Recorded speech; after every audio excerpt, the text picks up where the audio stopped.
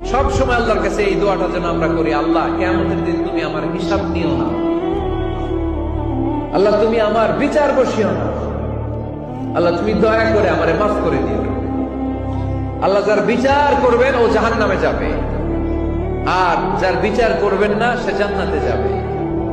আল্লাহ যদি বিচার করে আর পাই টু পাই হিসাব নেয়, নামাজ পড়লি না কেন, রোজা রাখলি না কেন, মিথ্যা বললি কেন, খাদ্যে ভেজাল দিলি কেন, মাছে ফরমালিন দিলি কেন, যৌতুক খাইলি কেন, ঘুষ খাইলি কেন, উল্টা পাল্টা করলি কেন, জিনা করলি কেন, একটার পর একটা প্রশ্ন বানে যদি সেই ভয়ঙ্কর দিনে আল্লাহ আমাদেরকে জর্জরিত করে, আমাদের কোন উত্তর আছে?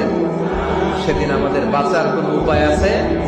তাই আমরা সবাই আল্লাহর কাছে দোয়া করবো, আল্লাহ কোনো বিচার টিচার মানি না, কোনো বিচার করতে পারবো না, দয়া করবা। কথা কয় না? কি করবে?